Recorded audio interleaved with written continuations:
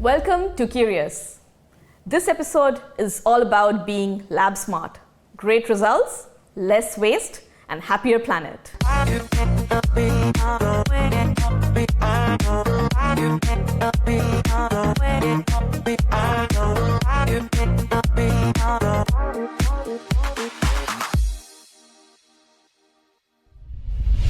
I'm your host for today, Kurchi.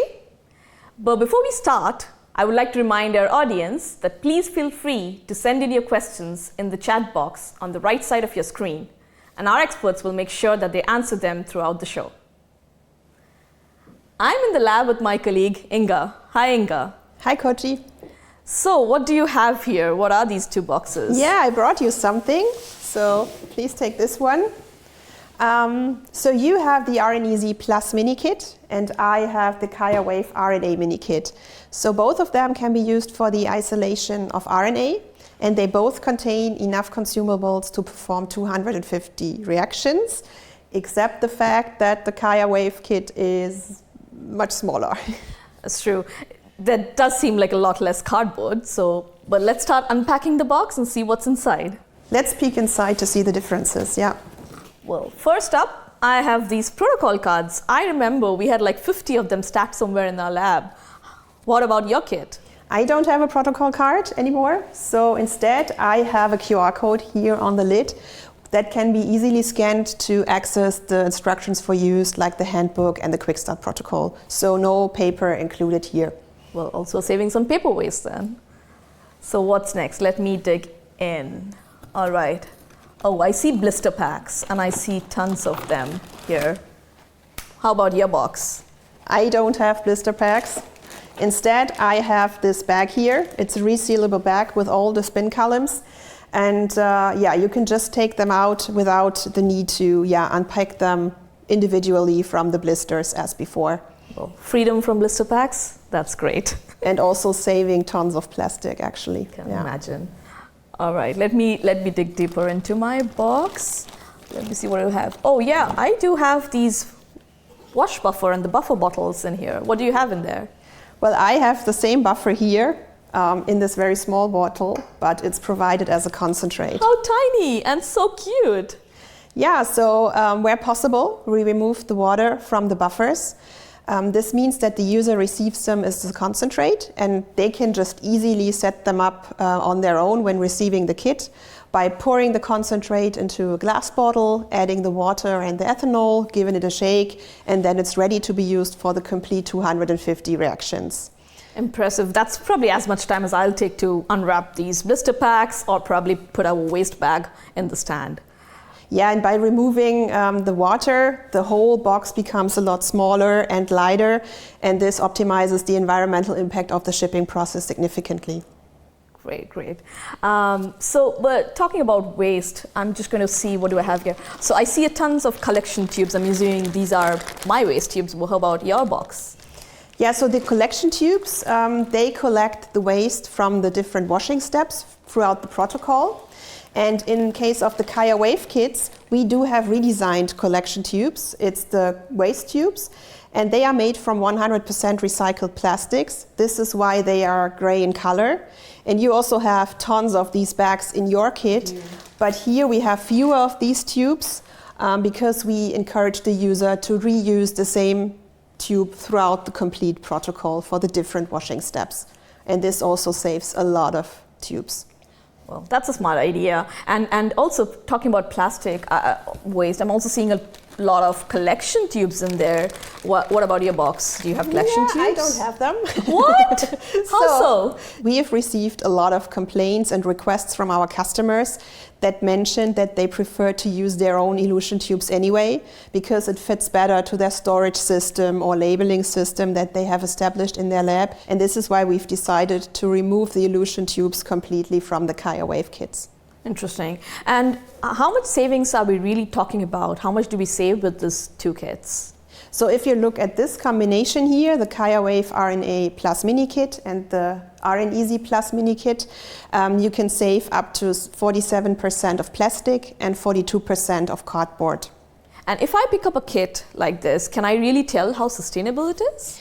Absolutely. Yeah, to get an environmental rating for both of the kits, we've reached out to My Green Lab. This is an NGO in the US, and they offer a program called the ACT labels. The ACT labels are the first environmental impact labels for laboratory products, very similar to the nutrition labels we all know from the supermarket. And we've underwent the ACT label scoring with both kits. And this confirmed that the environmental impact of the QIAwave kit is much lower compared to the standard kits. And these labels can be easily accessed on the My Green Lab ACT label database. Okay, so our customers, if you see a QR code flashing on your screen, you can definitely go and look for more information there. Talking about the kits in general, I mean, customers love these RNA-easy kits already. So, they trust the results that they get out of these kits. So how do we compare the results between these two kits? I mean, performance is the most important thing. We removed plastic, we removed cardboard. What we did not make any compromise in the performance of the kits. So the user will receive the same yields, the same quality of RNA isolated for their downstream reaction, and this is the most important thing. And since they both use the same technology and chemistry, there is no difference. Well, thanks, Inga. Thanks for sharing those tips and tricks. And I mean, it's so easy ways to kind of save plastic in the lab and still get the same results, similar chemistry, similar protocols, as you mentioned, and still have the beauty of these kits that are in there. So thanks for sharing all these tips with us. Thanks for having me, Kochi. Coming up, we'll be sharing more tips on how to save time, reduce pipetting, and also reduce a ton of plastic while doing RNA sequencing experiments in your lab. And this has absolutely nothing to do with automation. But before we do that, Nathan has some great tips and advice on how to save energy in your lab in eco and friendly.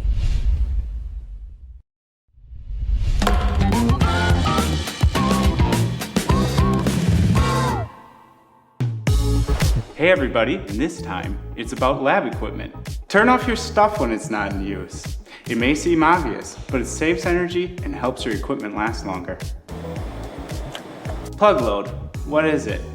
It just means how many things you have plugged into the wall. Plug load accounts for 20% of energy consumed in lab. An easy way to reduce plug load is just unplug stuff that's not in use. Reducing plug load by just 10% in all labs in the United States would be like taking 650,000 cars off the road. Just imagine. Here's another idea. Using outlet timers or smart plugs can help shut equipment off automatically, which can save up to 50% energy in lab and reduce the risk of the fire. Remember to put autoclaves in standby mode and only run when full. That's the most efficient way to do it. Be your dad and turn off the lights, especially on nights and weekends.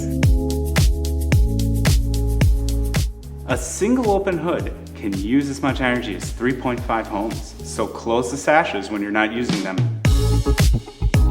If possible, share equipment with other labs and unplug the unused devices. Spread the word and talk to your colleagues about these easy tips for a more sustainable lab. See you next time.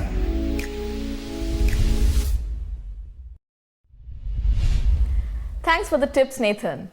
Later, we'll be talking about saving energy while doing PCR. But first, I'm here with my colleague, Iona. Hi, Iona. Hi, Kutsi. Well, Iona comes from our next generation sequencing team. And today she will show us a way how to save a bunch of time and a ton of plastic during RNA sequencing experiments. So, Iona, can you tell us what's all here? What are with these boxes? Well, Kutsi, as you said before, this is a ton of plastic material. Here you can see how many plastic disposables we have to use when we are running an RNA-seq experiment.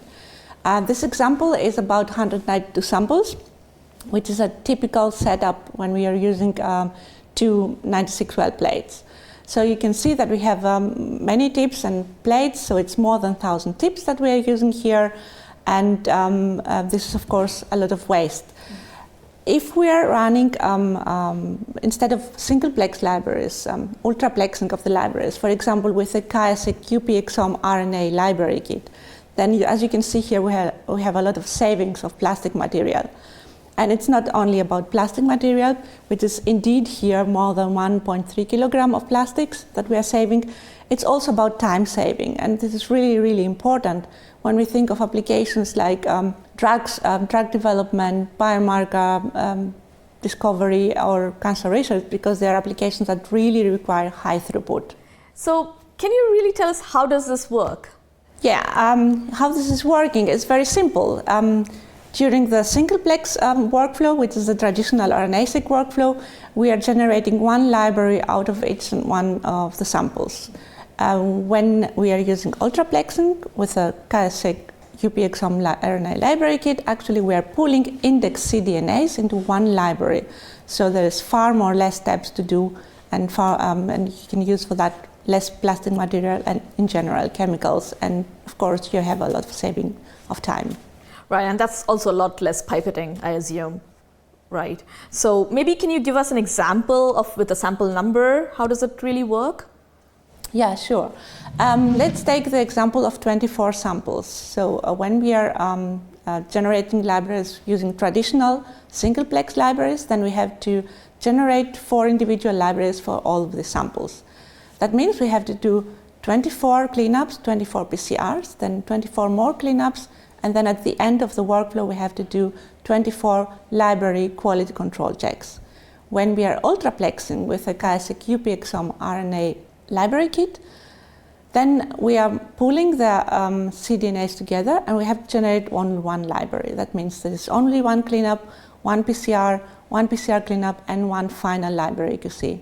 So you can see that by ultraplexing the samples before we start the library, we have only one library to manage and 4 workflow steps. Mm-hmm. And when we are doing singleplex libraries, we have to manage 96 workflow steps in total. Wow, that's a lot of pipetting steps as well. So you can definitely save a lot when you're doing ultraplexing. That's really good. This is for sure. Amazing. And I remember you just mentioned this is just for building the NGS libraries, right? Yes, exactly. This is only for the NGS libraries. Wow, so that would mean if you do an RNA extraction with the QIAwave line of kits that Inga mentioned earlier, we would be saving a lot more. That would be really amazing, because then you really have a complete sustainable workflow, and this saves plastic, time, and it goes with our labs to more eco-friendly. Well, thanks, Jonna. Thanks so much for sharing all these ways of saving a bunch of time, ton of plastic, and also reducing pipetting in the lab while doing RNA-seq experiments. Thank you so much for sharing with us. Thank you for having me here. Well, now we'll be talking about saving energy during PCR. Stay tuned. But first up, we have Nathan, who has some more tips and tricks in eco and friendly.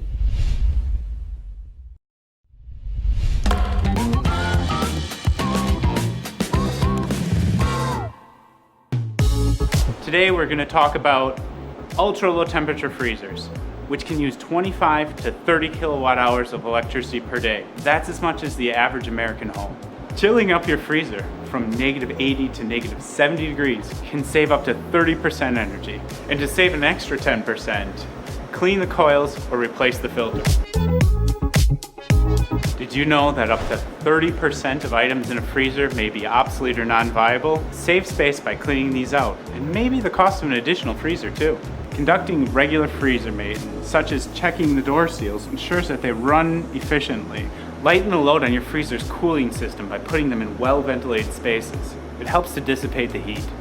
Rack systems in high-density storage can maximize space. Store DNA at -20. These freezers can save up to 80% energy compared with ultra-low temperature freezers. And last but not least, retire old freezers or turn them off when they're no longer in use. Saying goodbye may be sad, but all good things come to an end. And with that, thanks for chilling with me. Thanks once again for the tips and tricks, Nathan. For the final segment today, I'm here with Dirk. Hi, Dirk. Hi, Koji. Thanks for having me here. Well, so Dirk is one of our PCR product experts, and we'll be talking about how to save energy while doing PCR. So PCR kits are usually rather small, right? Yeah. So there's not much of a way to reduce the environmental impact just by saving on plastic. You're absolutely right. So there is not a lot of material in there, and also if you think about plastics, it's also a topic of sterility and safety. So there is not a lot of material that you can really save on an average PCR kit. But indeed, you can reduce the ecological impact when thinking about logistics and storage topics.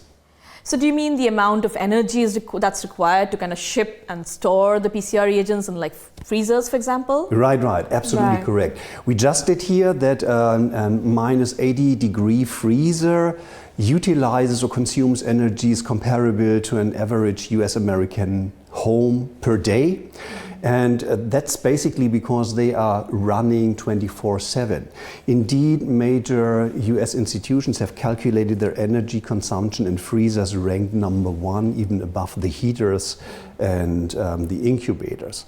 So if we can move storage from frozen into an average standard refrigerator at 2 till 8 degrees, that would already save a considerable amount of energy. So PCR reagents can actually be stored at higher temperatures then? Yeah, that's right. So as long as they are suited, so obviously there are components or enzymes like reverse transcriptases that require lower temperature storage very often. But QIAGEN has developed over the past years quite many PCR and real-time PCR kits that actually can be stored at 2 till 8 degrees for about half a year, which typically is ample time for an average lab to use them up. I mean, that's really an easy way to save energy. Yeah, pretty easy and also convenient. Simply, if you don't need to thaw them, you're not only reducing the stress on the reagent by avoiding repetitive freeze-thaw cycles, but also it means that you don't have to wait until they are thawed, sitting on dry ice, or in worst case in your hand or in your pocket, which one should not do actually. Absolutely. Well, you mentioned earlier, Dirk, about the kits that can be stored at 2 to 8 degrees. Can you give us some examples? Yeah, it's pretty much the majority of our standard PCR and real-time PCR kits that can be used. So. The information is written in the handbook in the storage section, and that can be easily accessed online. We have moved our handbooks into digital version again to avoid on paper, and that can be accessed easily on the product page of each of these products, so you can view that information there. Amazing. So do you have other plans to make PCR more sustainable in the future? Yeah, there are more projects ongoing. One topic definitely is lyophilization. Lyophilization is good because during not only storage but as well transport, you can avoid things like dry ice, which is pure carbon dioxide, and that also reduces the weight or the packaging material during shipment and storage afterwards. So that saves again a lot on the energy. And QIAGEN has already launched some products for that. Mm-hmm. We are also providing freeze-dryable master mixes and reagents to our industry partners who can make freeze-dried material for their clients. And we will have more products for our end users that will come to the market. Can you reveal when will this become available? Yeah, that's work in progress, and we don't have clear timelines right now, but we will definitely announce that on our standard sales and marketing channels as soon as we are releasing those into the markets. Amazing, great. Well, thanks, Dirk. It's just great to see there's more and increasing ways of making labs more sustainable when also doing PCR. My pleasure to be here. Thank you. Well, with that, we come to an end of this episode of Q-rious. In the new year, we'll be having more exciting episodes of Q-rious. Up next will be an episode on QIAcuity digital PCR system, demoing the system and its never seen before capabilities. Thank you and stay tuned.